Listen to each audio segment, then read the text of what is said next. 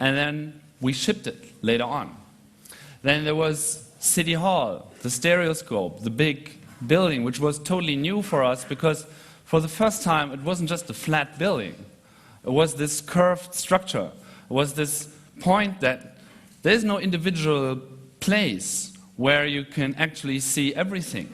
So all the concepts we had before with like, okay, here's the screen, display, whatever you want, and people can look at it, it no longer works. At least it didn't really work as it worked before.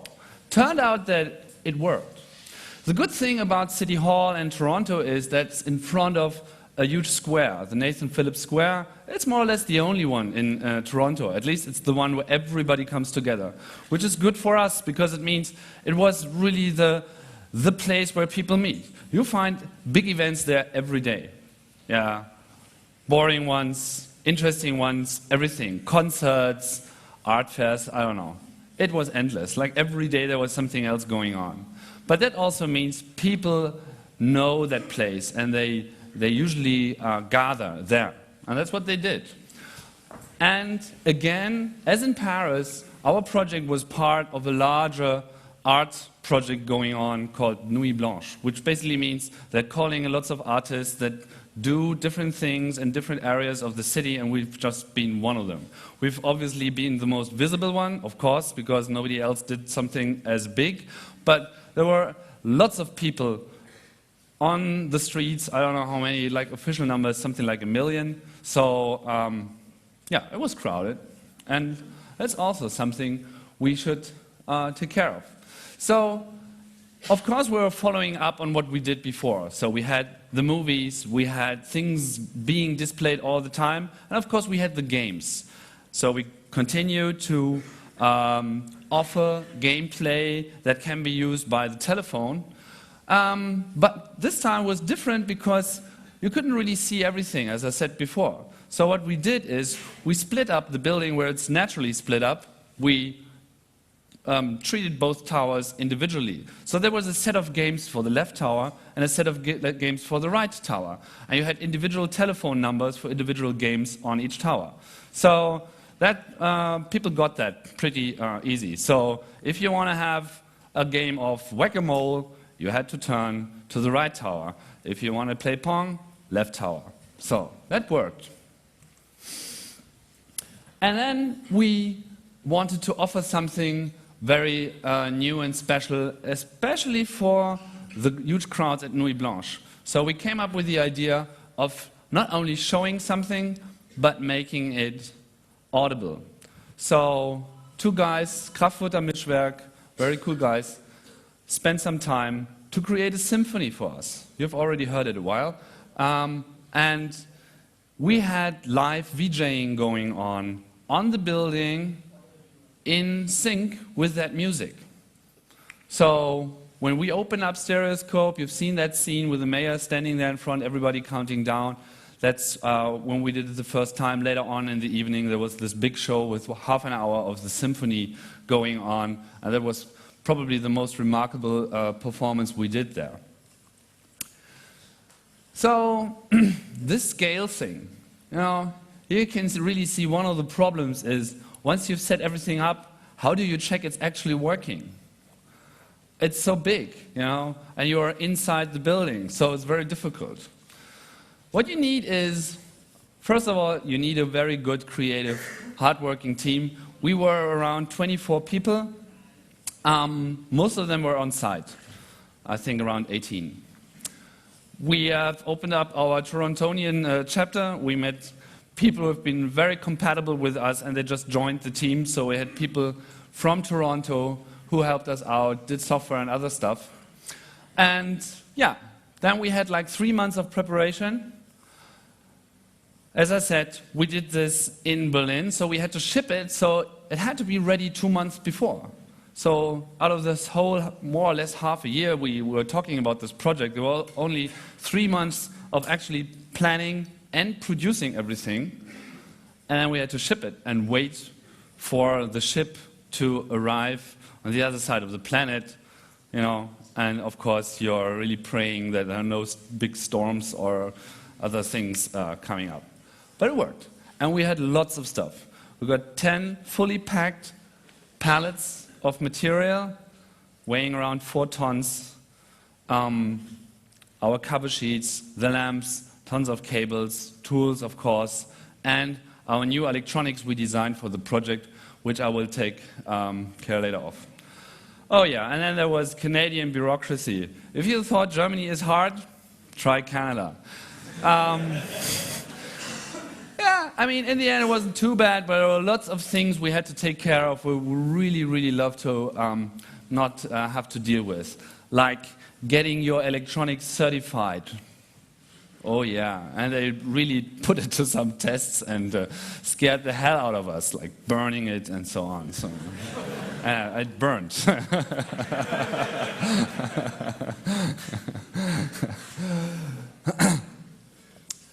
So, and we were setting some records here.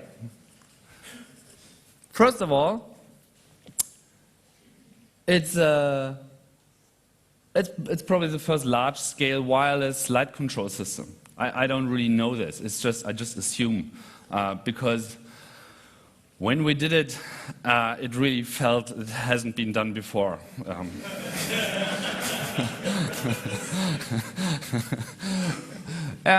It was new. We thought like it could be a good idea. I'm going to talk more about this later on. And another thing we don't really know, it's probably the biggest light installation of that kind. There are so many of that kind, but you know, just in terms of size and all these numbers that multiply in a very aggressive manner, like 960. So everything you do, you have to do 960 times most of the time. And yeah, and then we had, you know, the food situation. When you're in a big city in the night, it's not always good. So at one point in time, we just ordered a couple of pizza, and this pizza guy called us, and he wasn't really, you know, he didn't, I mean, City Hall, it's not that he didn't know where it is, but he just had no idea that somebody could actually be in there. So he was confused and called us that he can't come, you know. Yeah, I'm here at the street. So why don't you come into City Hall? And he was sort of scared. So we put up like a huge sign on the building saying like, pizza here. Yeah.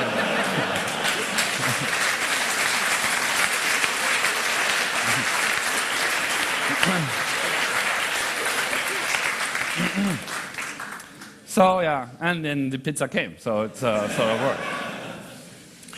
And one more thing, because you will see that we did a lot of things with Apple technology for a reason, and I will explain. So we developed a very good channel to that small company that nobody knows. And in the end, we got this tape, this very special tape, and it was some public address by Steve Jobs. And we got that tape, and at one point in time, we showed it to everybody.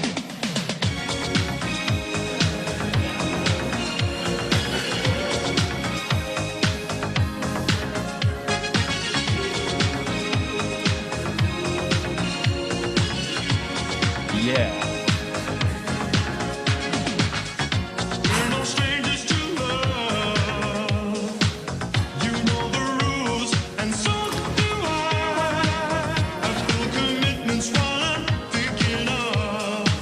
So, ladies and gentlemen, this is probably the biggest Rickroll ever.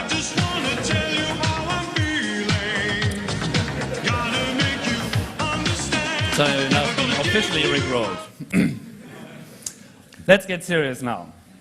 We, of course, needed some shiny new technology. And so, we revisited everything we did so far.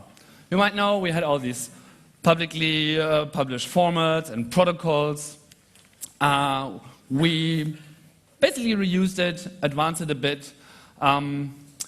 We had an all-new control center software because we needed to make a lot of adjustments to the way we address the building. First of all, it was no longer just one screen. It was like 4 separate screens for us.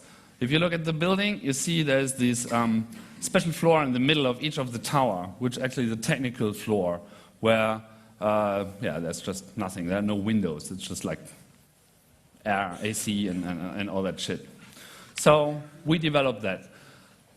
We also had some troubles with the idea of using ISDN in North America, which we used before, because whenever you say ISDN to somebody there, it's like, don't use it, because it might bite you or something like this. So we switched over to voice over IP. In 2008, we can do that. We also changed our website a bit, so it moved from blinkenlights.de to blinkenlights.net. So we could do a couple of things like automatic submission. And we built this wireless control system. As well, we did some real-time data stream broadcasting, so we sent everything we were doing on the building, we also sent over to the world for a reason.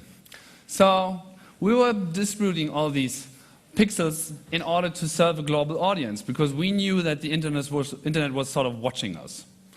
And of course, we had the live stream, just a camera that was pointing there. There were lots of problems with that. Actually, somebody else wanted to take care of it, and we took over in the last moment, so we just had this visual of the building on Ustream, which doesn't really perform that well in Europe. And, but we also sent the raw pixel stream. The same data we sent to the building, we also sent to the internet.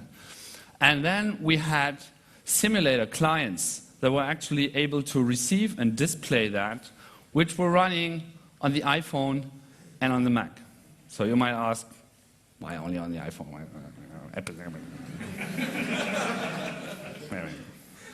Yeah, I know. Yeah. But the point is, first of all, we had people who really knew their stuff on these thingies. And things like real-time 3D rendering and having the proper formats and having a platform that really works is a problem. It's a problem on Windows. It's especially a problem on open source systems. So for the Mac, it worked, and we always considered it more as an add-on and something very, very experimental, as it wasn't really part of the core project. The core project was still about the building and the people in Toronto and local. And looking forward and how we can open this up and how we can make this a global thing going on, we wanted to have something shiny and something that really works well. And this worked well. We had the small application on the iPhone. We also had it on the Mac, basically looked the same. And it's just our first step towards a global participation. We wanted to do more, but that's sort of where we had to stop because time was running out.